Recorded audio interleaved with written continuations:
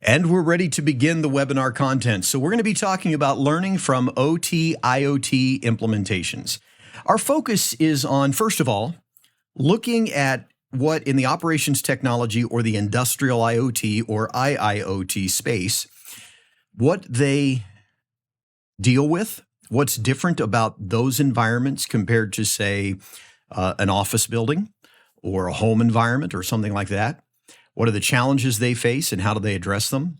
And then we're going to talk about a couple of concepts. So I'm going to get a little bit into something called OEE, and we'll just use it as a thinking tool to think about, can we learn some lessons from that? Can we apply it for our network operations? And then we're going to talk about something called the Unified Namespace, or UNS, and we'll learn some lessons from that as well. And again, there'll be thinking exercises.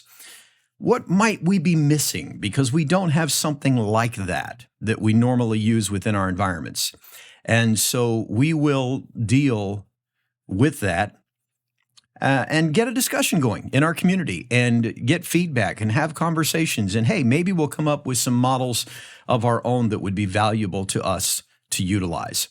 So to begin with, we're going to talk about the industrial IoT or OT IoT. And we've got our little friend with us who is the OT expert, and he'll be with us for a few of our slides today. Thank you, artificial intelligence generative models. So within industrial IoT or IIoT, the primary goal is production. That's just king. In manufacturing, particularly, production is what it's all about. How many units can you put out? You know, for example, the Honda plant in Marysville, Ohio, where I used to live, they put out between 1,500 and 2,000 automobiles per day, not per week, not per month, per day. And that is pushing a lot of production. And you don't do that by accident. You don't put out over 1,500 complete automobiles by just saying, let's just kind of throw the machinery in there and put things together the way we see best. No, you have optimization processes, you have monitoring processes, you have quality assurance, all of that. Of course, safety is important as well.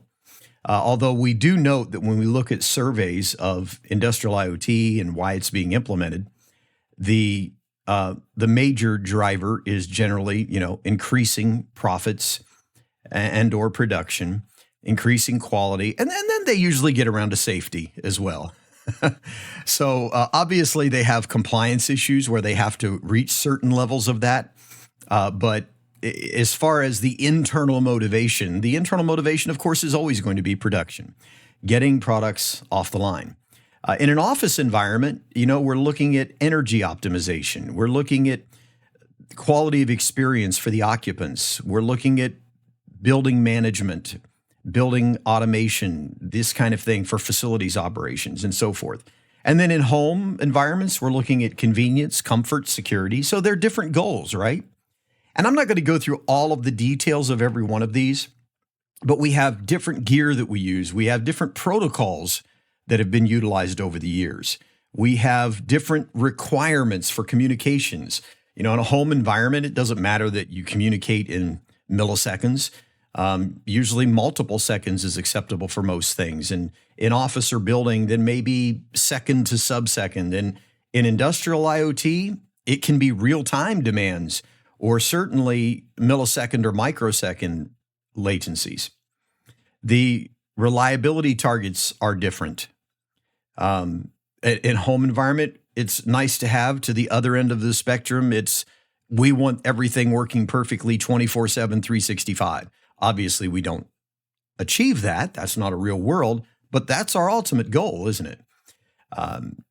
And by the way, since the quality operations and reliability operations movements of the 60s and 70s that led right on through to eventually TPM in the 1980s and on with quality and production, it has gone from measuring reliability or uptime from the perspective of, 90 to 95% is good to eventually, 90, 7 to 99% is good, to eventually, well, 99.5% is good, to now we look at multiple nines, right? 99.9, 99.99, and even more.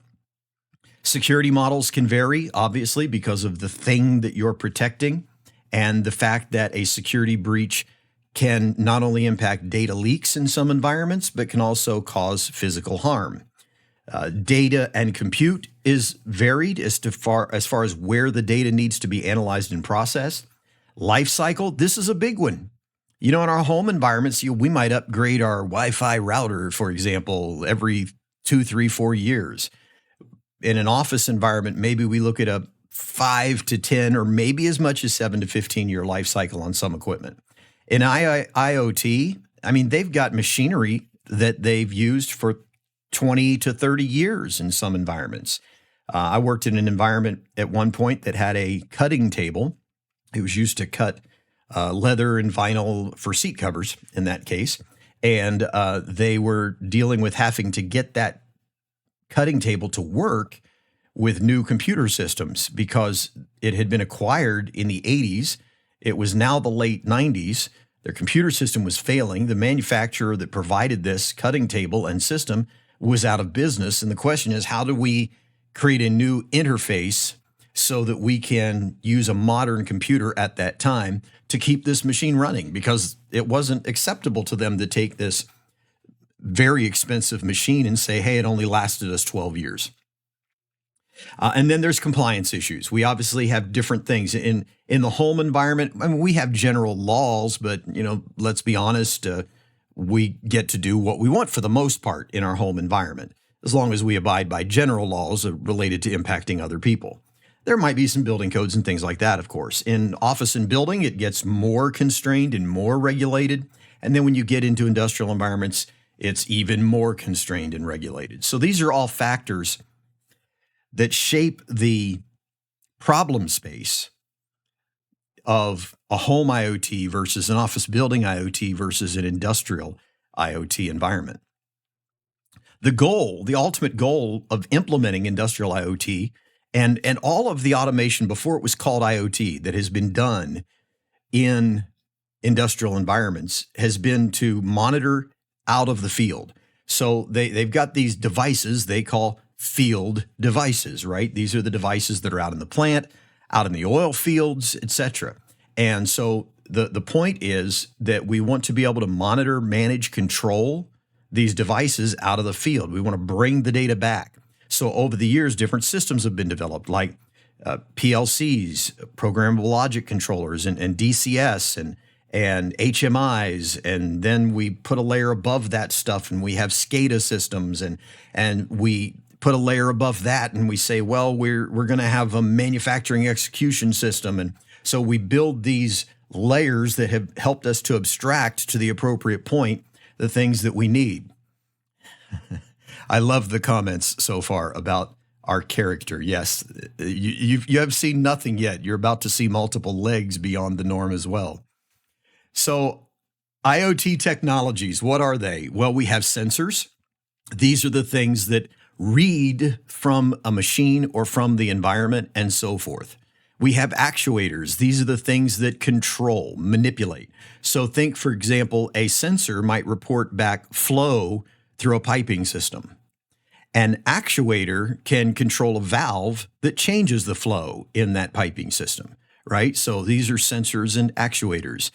We have line level or layer 1 and layer 2 protocols. So in the industrial space, we have a lot of different protocols that are used than we have in traditional IT networks. A lot of people work in IT for multiple decades and deal with networking, but never encounter CAN bus, Modbus, Profibus, or any of these technologies that are used very heavily in industrial environments. We have full stack protocols, or protocols that at least from the sensors or actuators to the controller, coordinator, or gateway are handling everything throughout the 7-layer OSI model. Think Zigbee, for example. It really has communications that kind of span the entire level of the stack. And then We have application layer protocols that might be unique in the environment. Then we have databases that we need to store our data in. We have analytics. And yes, of course, today, and for a long time, actually, long before generative AI and LLMs, we've had AI in industrial environments. We also have the unique environmental conditions that impact these environments. And these include things like temperature extremes and thermal cycling, humidity, washdown and condensation, dust, fibers and particles, corrosives and chemicals, vibration and shock, noise and low visibility. Now, are some of these in business environments? Well, there might be. You might have temperature extremes.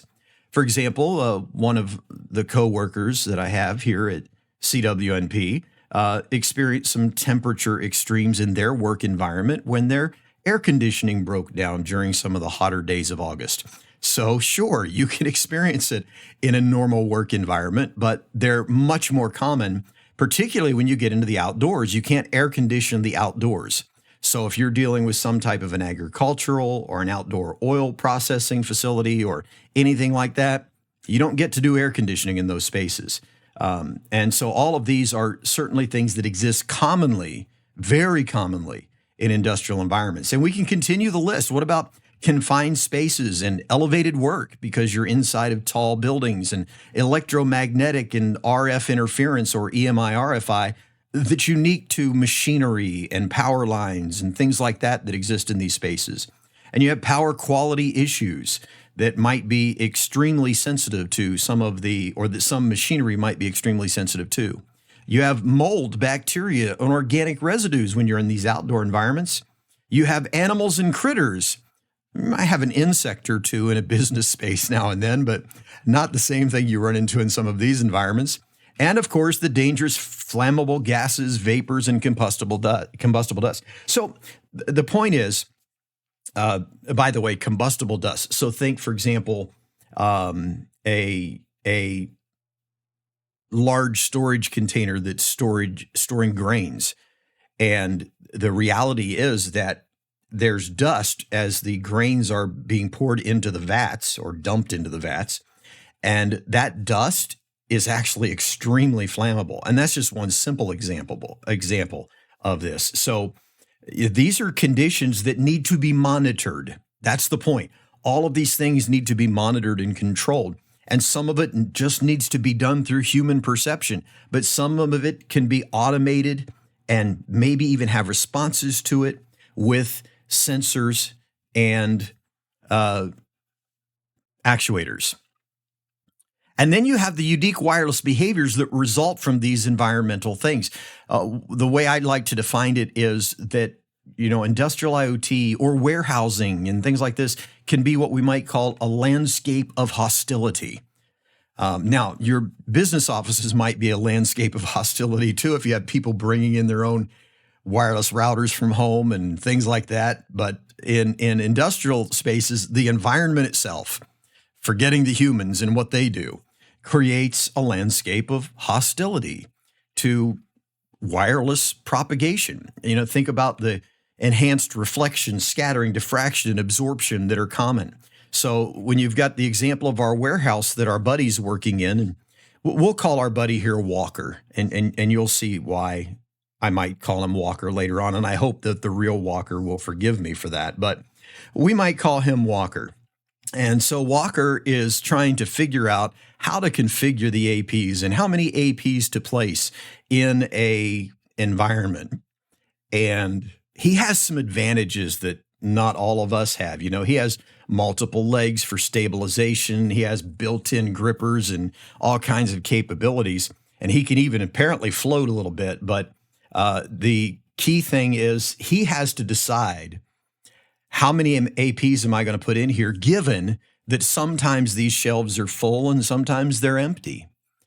And am I going to use some, automatic channel management and transmit power management and things like this in order to accommodate for the variances that will happen in the environment so it can be adjusted accordingly and possibly automatically?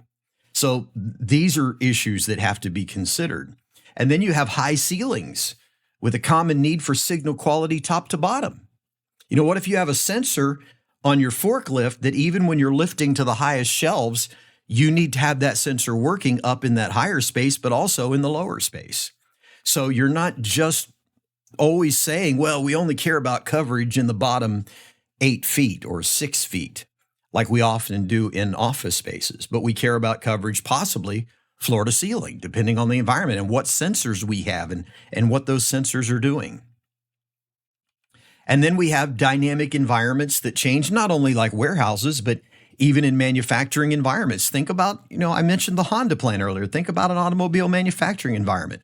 During a heavy manufacturing cycle where they're hitting that 1,800 to 2,000 units, which it's a little slower right now. I read the other day that they're actually retooling for EVs at the Marysville Honda plant. And because of that, production is a little lower while they're implementing some other processes. And so the reality is that they'll also have to go through the process of figuring out how do we mix EV with traditional vehicles and so forth at the plant, since at least what I'm reading appears that they're going to do both. So these are factors that are going to impact that. But imagine they're at max load the way they've done it traditionally, and they're hitting 1,800 to 2,000 vehicles a day. Well, that means that at any given moment, there's a lot more metal, huge objects moving through the process that are there at maximum capacity than are there when they're at a lower time frame, where they're maybe only pushing out 1,000 or 1,100 vehicles per day. And so that environment becomes very dynamic in that process. And from one end of the manufacturing process to the other, the actual item that's moving is also changing. And so these are really issues that have to be considered in those environments. And then you've got equipment-driven EMI and RFI, which can cause a massively variable noise floor at different places all throughout that space. So all of these are important things. So one of the things that in industrial and manufacturing and warehousing type environments they're trying to do is link the physical and the digital. So they want to be able to monitor all the stuff in this physical space. And the sensors tell what? In other words, what's the temperature? What's the speed of movement? What is the air quality? All these things they might be measuring. And the intelligence tells us how or why. In other words, the intelligence of the multiple sensors that are being aggregated together through sensor fusion is able to analyze the environment holistically and determine what might be causing an increased temperature somewhere or a reduced air quality somewhere or whatever it's detecting. And then the actuators go back and control what. So what can we do to fix that? Maybe we increase ventilation airflow. Maybe we increase air conditioning to reduce the temperature if it's getting too high, etc. And then intelligence tells us if the changes that we made actually resulted in a modification of the environment that is acceptable. So this is how we think about why we're doing IoT in the first place. And really those same concepts flow right into IoT and business management and IoT and building management or building automation systems and things like that as well. Within the industrial manufacturing world, they have what they tend to call the automation stack or the automation pyramid. It's a common architectural model that allows for the implementation of automation in manufacturing. And so, what really is it? Well, it's basically just multiple layers. We have at the top our ERP or Enterprise Resource Planning System. Then we have our Manufacturing Execution System or MES. Then we have SCADA and HMI, and then PLCs and DCS, and then our field devices. And so some people will leave off the field devices and they will simply have the other layers. And then some people will also now add on a cloud layer saying, hey, we've got the cloud sitting above it all. But the reality is many ERP and MES systems have hooks into the cloud. Hey, even some SCADA systems have hooks into the cloud and so forth. So it's obviously changing a little bit as things go. The key thing here is that they have special applications or solutions. It's hard to call some of them applications like MES. It's often not an application. It's often multiple applications that aggregate together to serve the function of the manufacturing execution system. But it needs to do things like resource scheduling, quality assurance, calculate OEE, which is overall equipment effectiveness, recipe management, auditing, compliance. All of these kinds of things fit in there and more.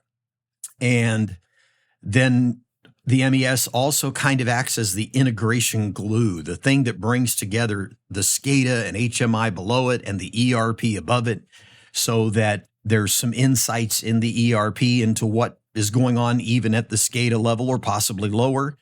And there's some insights at that manufacturing line level of what the ERP is demanding of it. But the MES kind of acts as that integration layer as well as all the rest of what it does. Now, the reality is that one of the important metrics in here is this OEE metric, because the reality is that overall equipment effectiveness is a key metric used throughout manufacturing. And it's basically an answer to the question of how efficient is your machine or your line or your entire plant. So how efficient is it compared to an ideal? It's usually based on three metrics: availability, quality, and performance. So availability is actual production time versus planned or scheduled production time. Performance is how many units did you start versus how many units could the machine or line or plant have started. In other words, what's your maximum capability versus what you actually did. And then quality is valid units produced, or what are sometimes called good units, versus the number of units started. So, if you start 10,000 and you get 9,500 good, then you had 500 bad. Not very good quality in that case. So then you take your availability times your percent of performance times your quality, and that gives you your OEE. And you can calculate that at the machine level, the line level, the plant level, a multi-plant level, however you want to calculate that.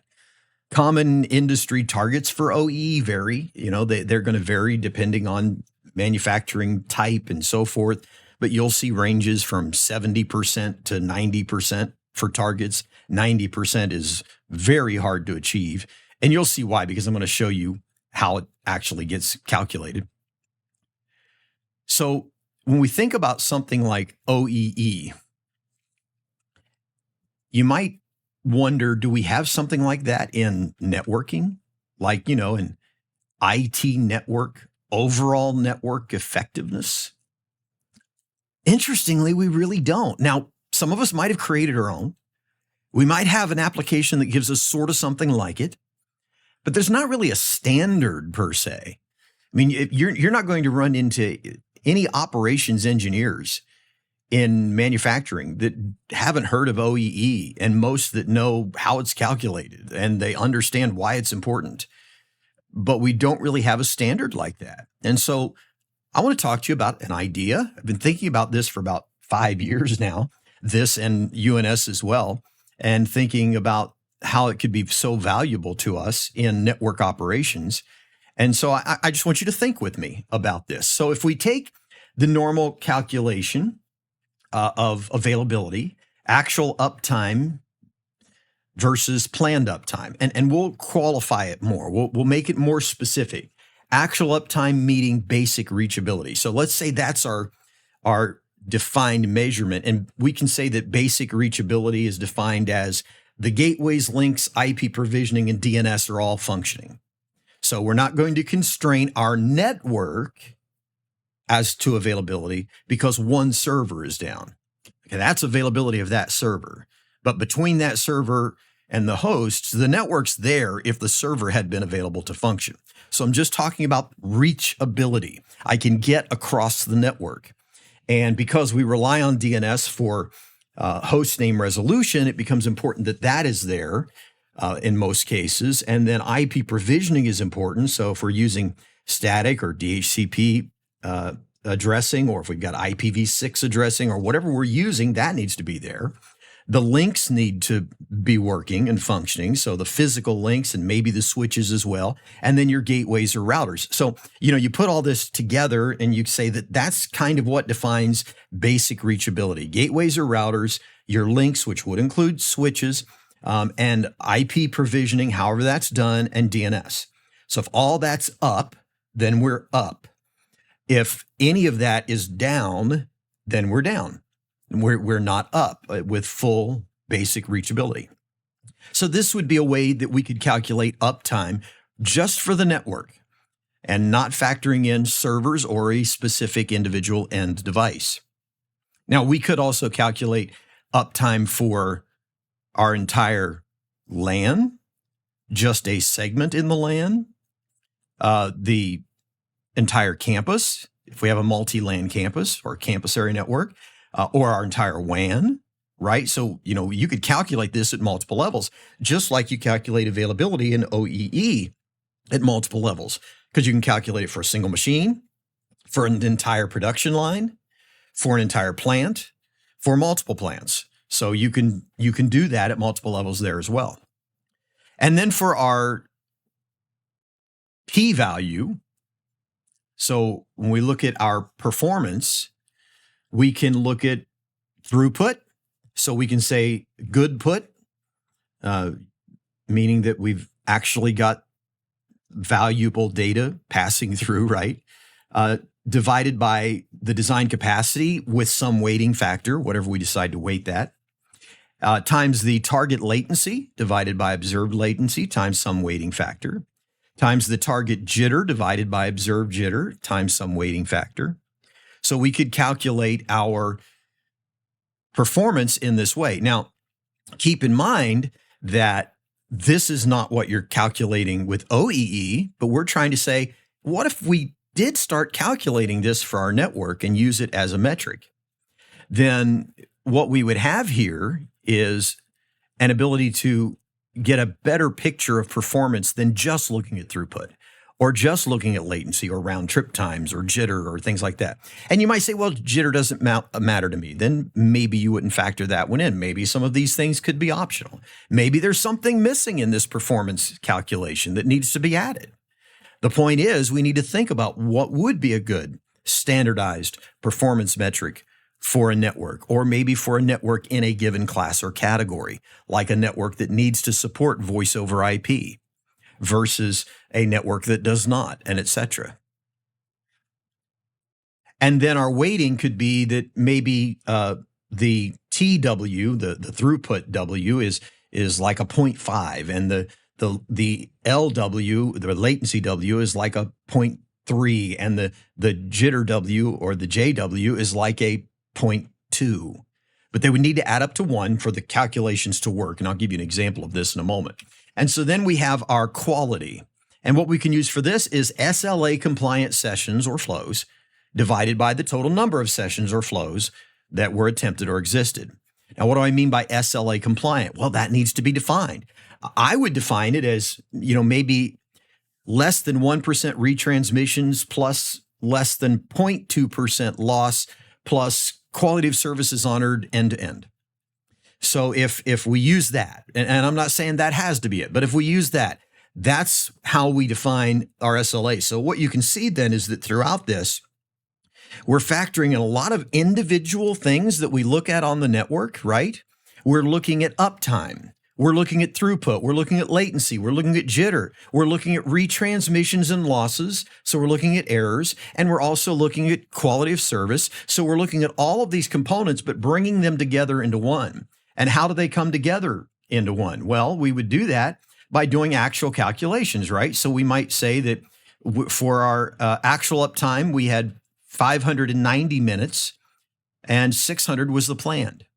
So that gives us 98.33% for our A, or availability rating. And then for our performance rating, we might say, well, our throughput was 700 megabits per second, but our capacity design was for 800 megabits per second, and our latency was 15 milliseconds, that was the target, but what we actually saw was 21, and our jitter was 10 milliseconds as our target, but we actually saw 13, right? So if we take all of that and we do the math, we come up with 0.935 with our weighting. Notice the 0.5, 0.3, and 0.2 weighting factors, and that is an exponent. So we're going to take 700 megabits divided by 800 megabits to the power of 0.5, right? And so forth. And so we've got 0.935 times 0.904 times 0.949, which equals 0.802, which equals 80.2. So our performance value is 80.2 based on these. And then we take our SLA compliance. We had 1,300 compliant sessions out of 1,320. So that's 0.985 or 98.5%. So then we take our availability times our performance times our quality, and that gives us our overall network effectiveness of 77.68. Now, I know you might look at that and say, wait a minute, Tom, this would look bad to management. They don't want to see a number at 77.68. Join the club that industrial people have to deal with because this is exactly how the calculation is done there. And it tends to result in values in the 70s and the low 80s in a pretty good environment. So the point is there's a goal that you're after with this calculation, and you're in a real world. So that goal is not 100%. But do keep in mind, we're keeping out things like planned downtime. So planned downtime doesn't hurt us in our availability. And other things that we might be doing in these calculations is we don't want to manipulate it to the good either. So for our performance, we're not going to take a measurement every minute of all of the 10 hours of operation during the day and say, okay, then we're going to average all those together, do our calculations, and come up with this really great percentage. Because the truth is, when do you need that designed capacity of 800 megabits per second? When you need it.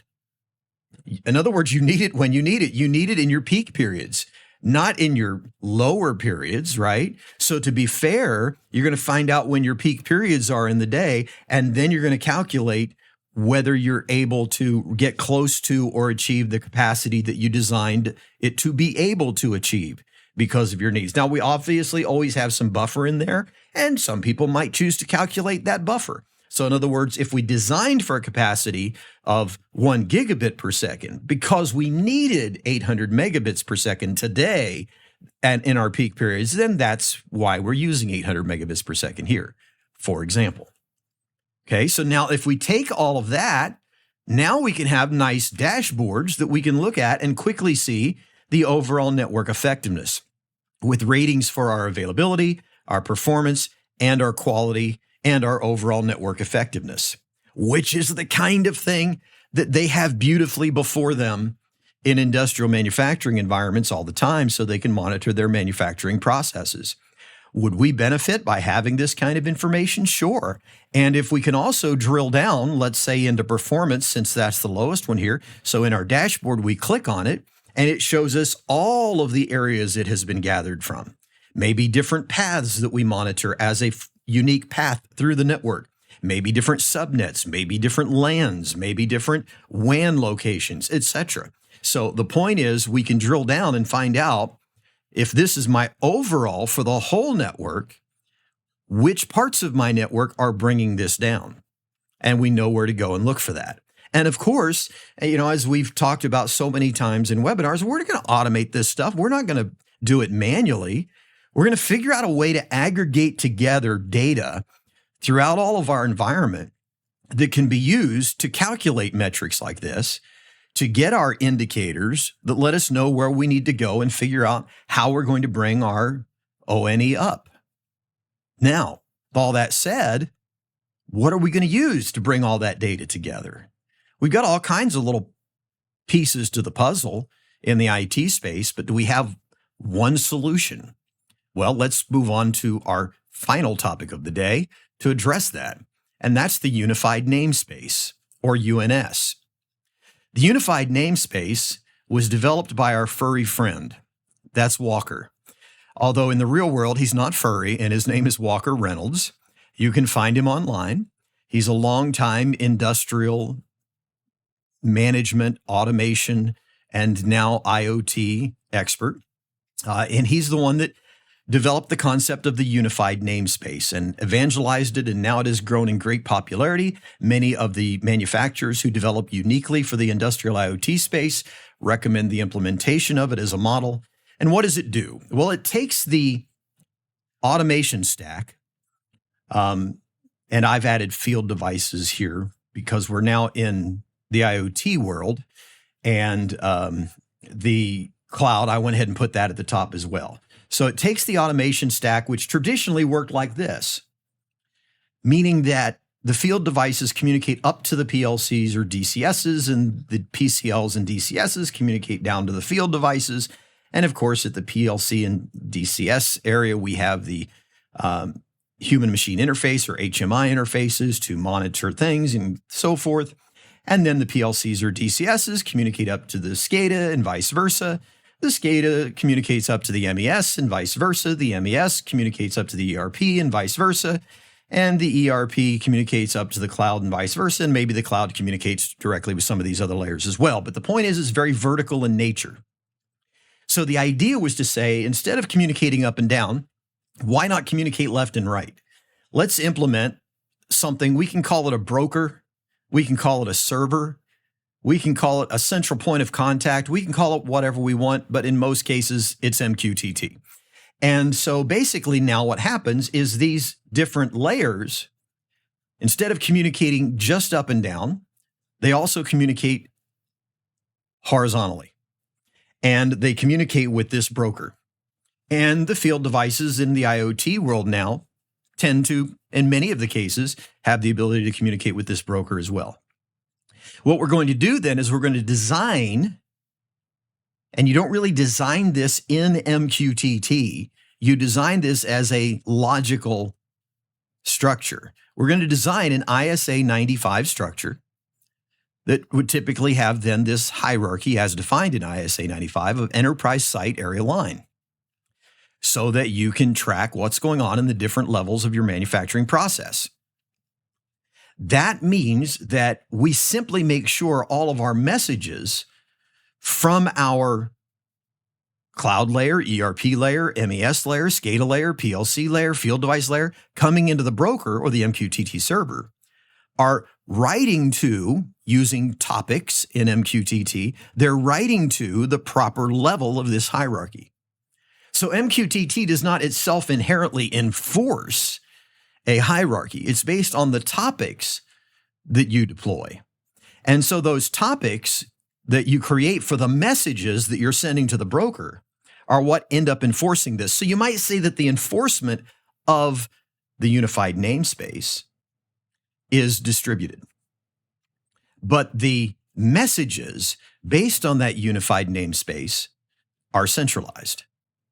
And then we will also have, in many cases, what we call a data historian in the industrial environment. So we're tracking our historical data, making sure that it's all archived, because the broker is going to have the most recent messages. So if I have a machine that comes online, the only thing it can get from the broker is right now, the current state, because it'll have the most recent message from the individual layers and whatever those individual messages are.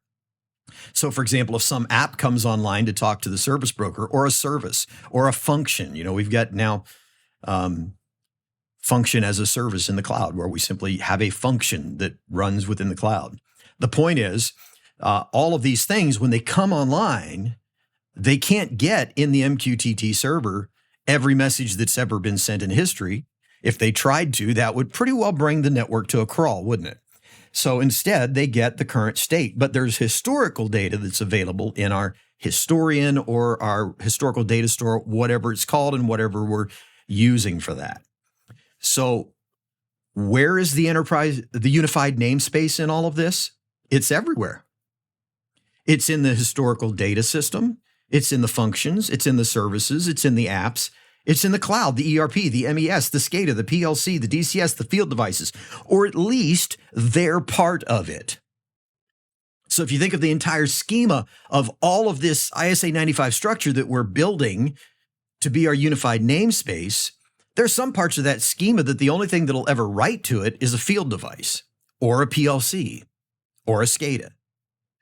And then MES and ERP and the cloud, they might read from it, but they don't write to that. But then there are things that only the ERP ever writes to, and the cloud or the MES may read from it. And there are things that only MES ever writes to, and the ERP and cloud and SCADA may read from it. You follow that? And so the point is, there are sections of the schema, sections of the hierarchy, that certain devices are the only devices that ever really write to it, but there may be many other devices that read from it. And what we're talking about when we say write is publishing, and read, subscribing. PubSub, that's the model. We talk about this in our wireless IoT track in both the CWISA level as well as the CWIIP level, and some in the CWIDP as well, because we talk about MQTT. And so we talk about PubSub models. And I'm just giving you an example of how MQTT is usually what's used for this. Think about this now. What about a unified namespace for us in IT? Big red question mark, big red question mark. Could we do something with something like this?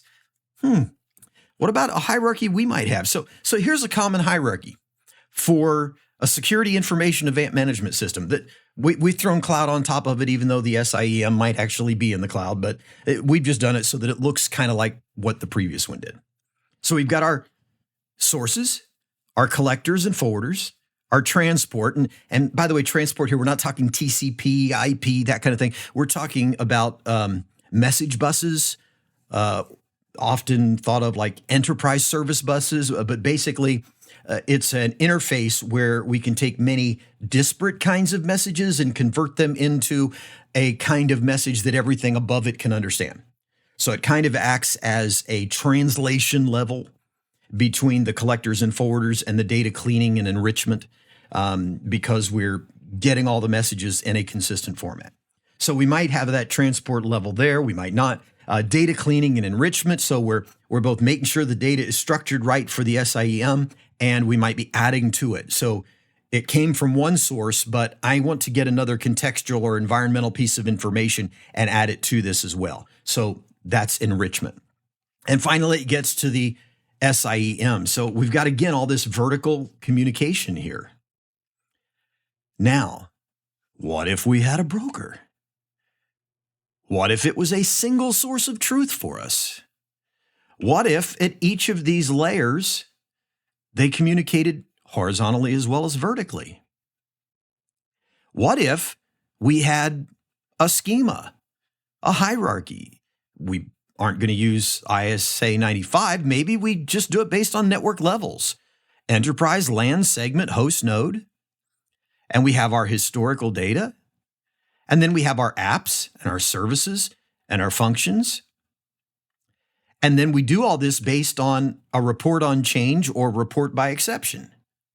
So report on change would be anytime a setting changes, we report that. Anytime a reading changes, we report that. Or maybe you want to minimize the communication so you're not saturating your network. And you might say report by exception. Well, then exception to what?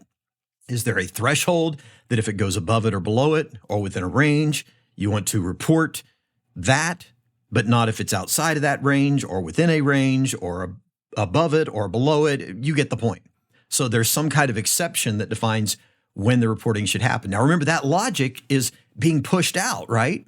So that logic's not in the MQTT. It's not in the broker. That logic is distributed among all the devices that are agreeing to use this. Now, the interesting thing is we can still use an SIEM. We could still use another type of solution like an IT operations management or ITOM solution, which are common platforms that aggregate, event logs and metrics and various tools for a single view of service health or network health or performance and things like that. So in other words, those inputs that we would need to calculate our ONE that we talked about, all that can come out of this unified namespace. that we have deployed. But imagine instead of this stack that we have over here at the left, we have multiple such stacks. Or we don't really need multiple stacks, but we have those sources sending to the MQT not just security data, but also operations data and anything else that we might want to monitor. And then we have our collectors and forwarders subscribing to the broker, cleaning it up, doing whatever they need to do through the transport and the data cleansing and enrichment process. And then the SIEMs or the ITOMs or the anything else's that are out there, those apps, services, and functions, they can just go to the single source of truth anytime they need something. So there's not this siloing of, well, I have a solution for centralized security monitoring. And then I've got this other solution for performance monitoring.